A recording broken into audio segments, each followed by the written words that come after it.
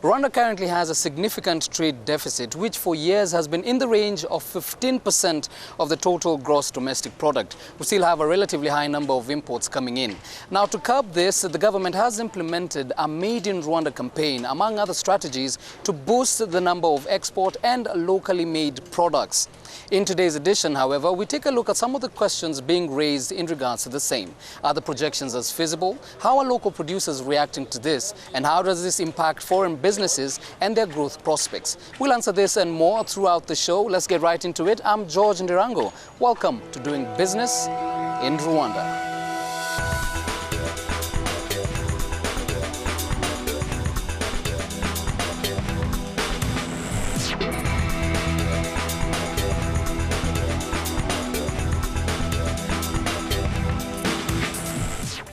The campaign to produce locally made goods among Rwandans and Rwandan residents has received a huge boost from the private sector federation.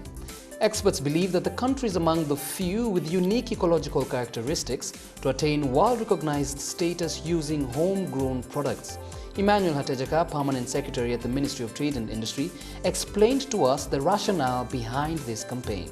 No single country in the global trading arena has ever been denied the policy space to promote its own industries. So we are allowed to promote our local industries.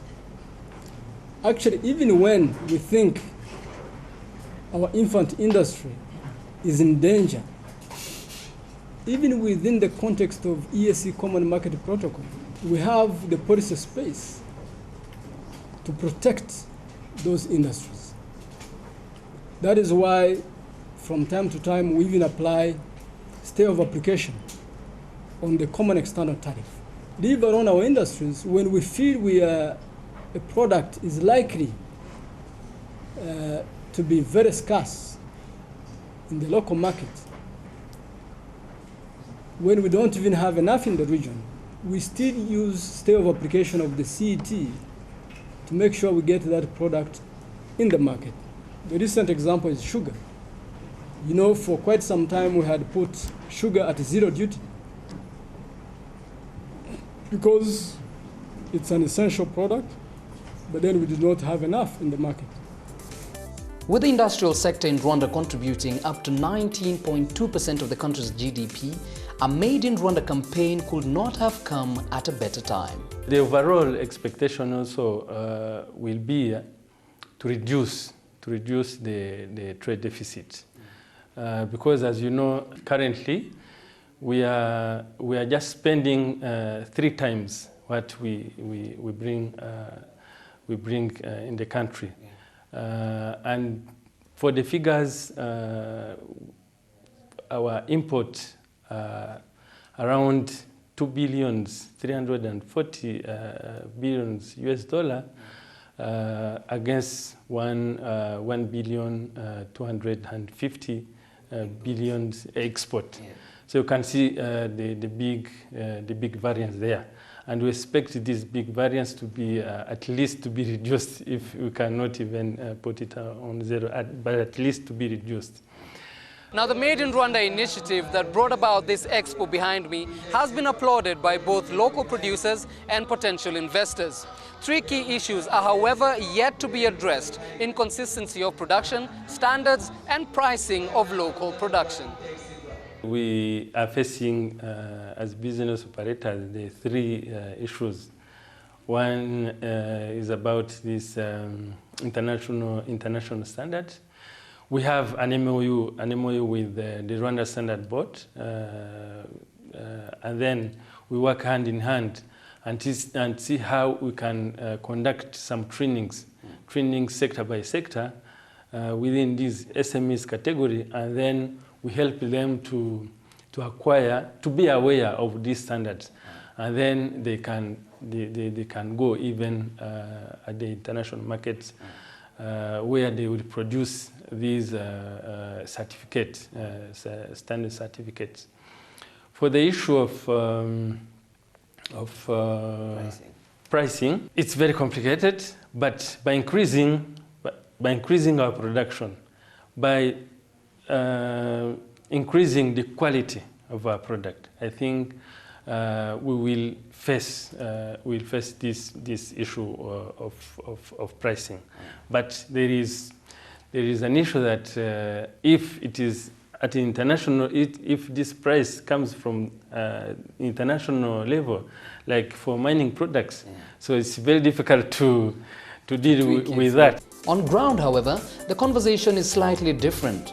Although various barriers to local production continue to be removed, attendees at the expo, exhibitors and local producers we engaged were not on the same page. The latter spoke out particularly on the lack of raw materials and an incomplete ecosystem. It's something that our government or whatever people who always support Rwanda can just support us to have our own industry that can produce and make raw material from Rwanda. And for example, there is it's a small cooperative of ladies. I just watched the news. They just made pads for ladies using the kind of material that's made in banana fiber. That's one. They can just, our government can just help with a smaller whatever they can just produce with a big quantity. That's one. People don't know exactly what Rwanda needs. If we know what Rwanda, as Rwandan, not people from the outside, what Rwanda needs, then from there, we start from there, then we can know what really our people need, and then we can produce accordingly to what people need. First of all, doing business is just an idea. So I came up with an idea of doing business. First of all, when you think about an idea, it becomes easier for you to start. So maybe capital is something difficult for people to start with. But first of all, I was working in a company. I started saving my money because I had that idea or vision of doing my own business. That's why I continued saving until I reached to the capital and I started my business when I finished the university. Rwanda has empowered young women because we have so many people who come and visit us. We have workshops. We have people who encourage us, like private sector federation, giving us exhibition to expose our things. I think really Rwanda did so many things. I visited some oils. I didn't know that we had them in Rwanda, the cooking oils. And even the price was really good, because if you take just 20 liters, you can see the price you can get here in Rwanda comparing to what we have from Uganda, for instance, because most of the time, of course, we know that we have cooking oil from Uganda. I've seen that really, it was really different, and that we can really have that one. And that is one. We have also the oil coming from Burundi, the one we use to cook isombe. But I found that we have also that here in Rwanda, and I didn't know. And I think that was really the good opportunity to know that. We have also different arts. You know, most of the times when you want to decorate like your house, most of the time we're just going to look for those products from China or India or elsewhere. But you find that we have also Rwandan products, and the price is good. It's good. Personally, I was really impressed. Before, people used to say that, you know, those Rwandan products are really expensive. If you want to, the one just for decoration.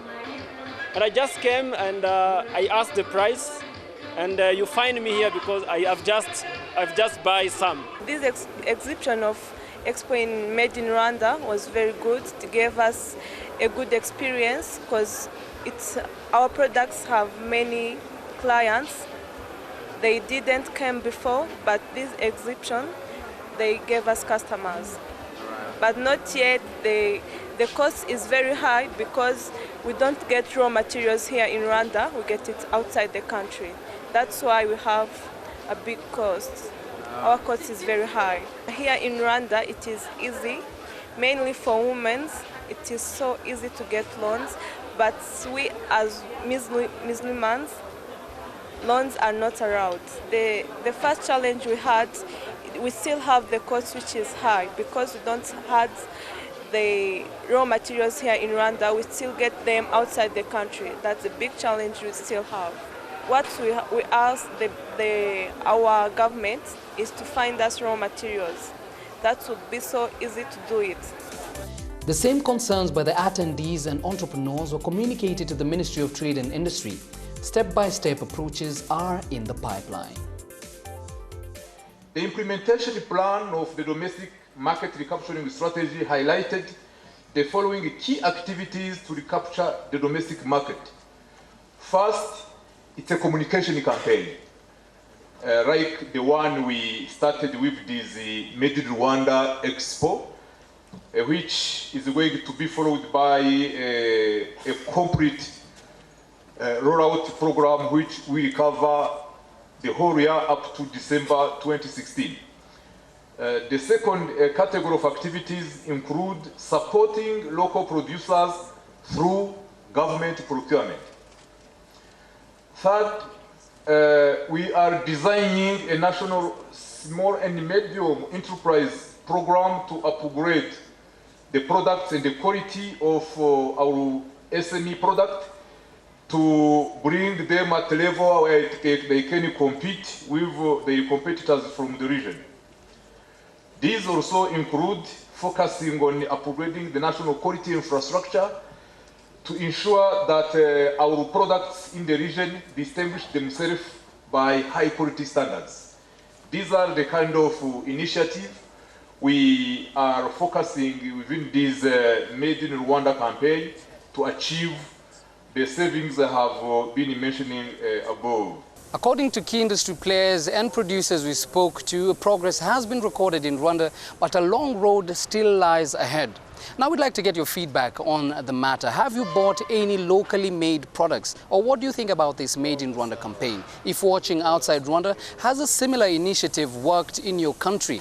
Give us feedback through our Twitter handles, that's at DBI Rwanda or at George Indirango, which is my personal handle, or you could email us at dbir@abn360.com. On behalf of the entire Doing Business in Rwanda team, thank you for watching. Keep it CNBC Africa, first in business worldwide.